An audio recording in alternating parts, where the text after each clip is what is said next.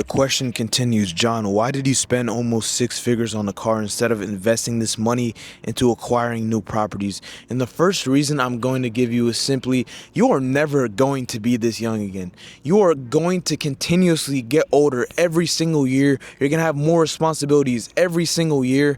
Your money will keep going up every single year if you choose to just lock the fuck in. But the thing is, I bought this car to push me forward. I bought this car so I can force myself to have to produce every single month, every single week, every single year.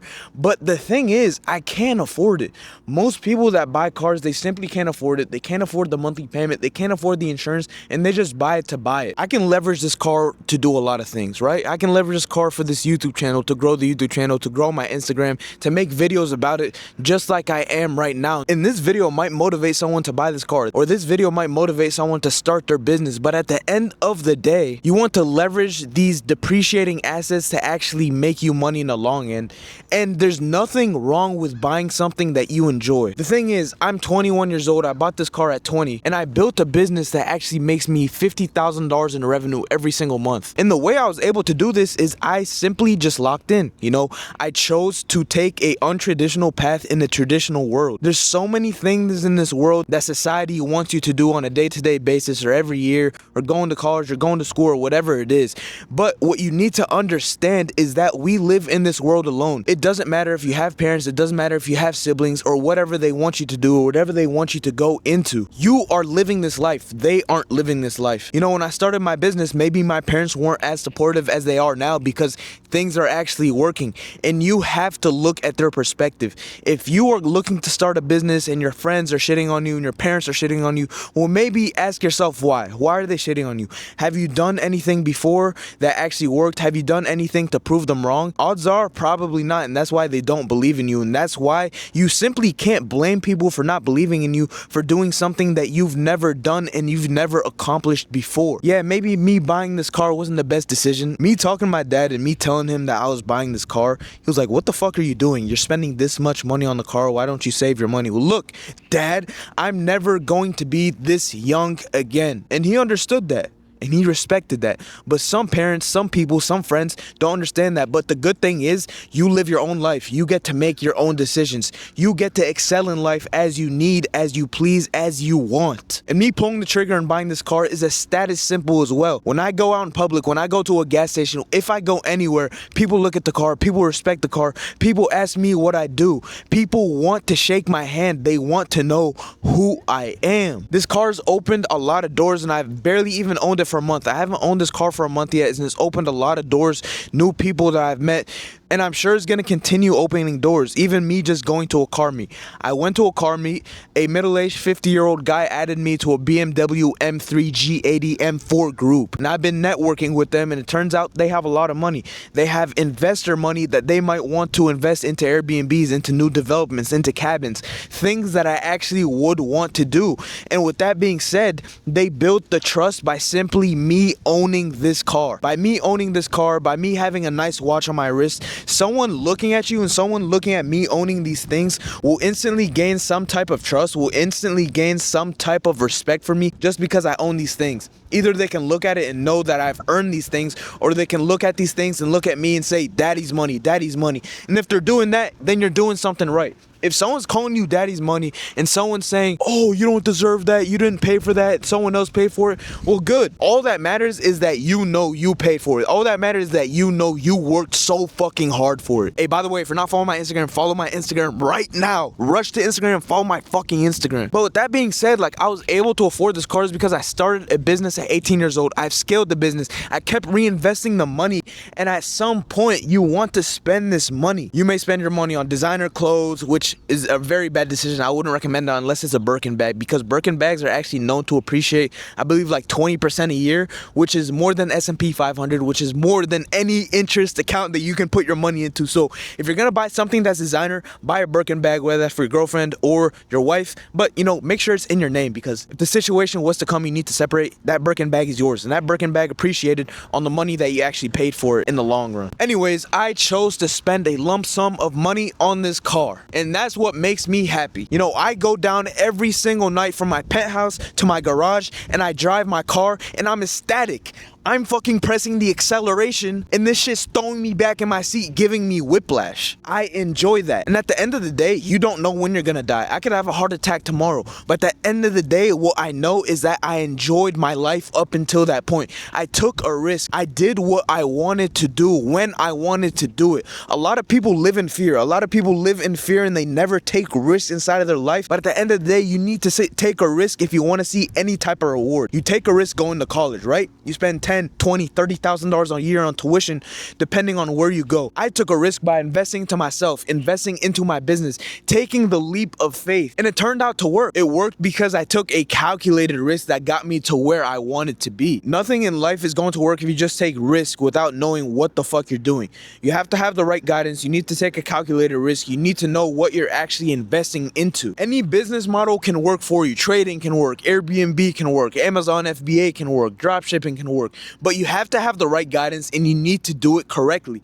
Nothing is going to work if you just try to freeball and say, oh, I'm gonna just wing it. You know, it's just gonna work. It's not gonna fucking work. You're gonna end up losing your money and then you're gonna look at that business model and say, it doesn't work. Then you're gonna end up not believing into yourself because you try something, you take a risk without any education behind it, and now it failed. And now you're looking at everyone that's doing this business and saying that they're not actually doing business, that they're scammers, that they're liars, that they're not doing what they're saying they're doing because you decided to take the same risk, but you didn't take a calculated risk and then you failed and you didn't get the fuck back up. At the end of the day, when you fail, you want to get up. It's good to fail. Every time you fail, you learn a valuable lesson. So fail more. Failing more is gonna get you where you want to be. Failing more is gonna get you closer to your goals. Setting micro goals is gonna get you closer to your goals. Don't think everything happens overnight. It doesn't happen overnight, and you don't need anyone's help. All you need is yourself, discipline, courage, consistency, and you can do anything that you fucking want to inside of this life. But what you also need to understand is this life goes by like this. You can lose everything in one day. Make sure you are praying to God on a day-to-day basis. Make sure you're keeping consistent good habits every day and staying consistent with these things. Eating good, making yourself feel good, because your body is your engine. If you choose to go into a business, you're only gonna last in this business if you treat your body like it's an engine. You need to do oil changes on the engine. You need to change the brake fluid, the transmission fluid, blah, blah, blah, blah, blah. With your body, you need to eat. You need to give yourself breaks. You need to go on vacations to ease your mind. You need to clear your headspace. You need to get massages. You need to invest in yourself. You need to take care of yourself. You need to invest into your knowledge. Your body, your brain, all of these things go hand in hand, but you need to invest into yourself. You need to make sure that you're making the right moves with the right people, hanging around the right people. Overall, looking at your habits, because if your habits are bullshit, then your life is going to be bullshit. Your business is going to be bullshit. Your outcome is going to be bullshit. The consistency is not going to be there. And you might ask, John, what is the business model that got you to this point? Which I have a bunch of videos on this channel about the business model. But in simple terms, the business model is I look for a property for rent. After I find a property for rent, I'll sign the lease. After I sign the lease, I'll furnish the property and I'll list it on Airbnb. Obviously, things are not as simple as they sound on this video, but it's also not as complicated as you might make it seem. I started this business at 18 years old, right out of high school, and that's how I got to the point where I am right now, sitting next to my 2021 BMW M3. And I'm 21 years old, and I bought this car at 20 years old. So if I can do it, why can't you do it? Everything is up to you. What I did with this business model is I kept reinvesting profits. Like for my first property, right, makes $5,000 a month. The expenses are $3,000 a month and the profit's $2,000 a month. With that money, I kept reinvesting it back into my business. But how did I even have the money to invest into the furniture for the first property? Is that I used 0% APR credit cards, which is basically a credit card from the bank, which I don't have to pay any interest on. So I basically use someone else's money to invest into my business to help me make money and continuously keep reinvesting into my business to the point where I am now and making consistent cash flow every single month. And also a piece of advice that I'll give you when you're going to business, when you're starting a business, when you're scaling this business, you will not be able to make more and more money and scale to $50,000, $100,000 a month if you don't hire people. Outsourcing, systems, automations, plugins, softwares, all these things are what's going to get you from point A to point B to point C. The systems that are making you $5,000 a month aren't going to be the same systems that are making you 10. The systems that are making you 10 aren't going to be the same that are making you 50. And certainly 50 is not going to be the same that make you 100, but they're going to be similar. You just have to keep outsourcing work, keep building your SOPs, aka standards of procedures inside of your business, and keep going. But at the end of the day, guys, the whole purpose of me recording this video is showing you shit is actually possible and you can enjoy your money. You make money so you can enjoy it. I'm enjoying this money. And at the end of the day, if I lose it all, I can live with the fact that I tried my best and I lived the best life that I could possibly live. And if God chose to send a thunderbolt on me right now, I can live with the satisfaction that I prayed to God this morning, that I prayed to God yesterday, that I kept good faith with God. And at the end of the day, we are all sinners and we're not perfect and we're imperfect humans, right? We wouldn't exist in this world if God expected us to be perfect. But what you need to focus on in life is increasing your spirituality, making sure you're staying in the gym, making sure you're learning every single day, making sure you're building your life and your business and building good habits and taking care of the people around you and your family. If you're doing all of these things, then your life will be good. God will be satisfied with the things that you're doing. And if you're not doing these things, that's fine. You always have time to change, but make sure you know that time can end at any point. So take advantage of now. If you're not taking advantage of now, you're completely wasting your life and you're wasting your time. But you guys know how I am. I get really passionate with these videos. But listen, if you want to learn more about my business model, we can hop on a one-on-one call. Click the link in the bio below and make sure you're following my Instagram.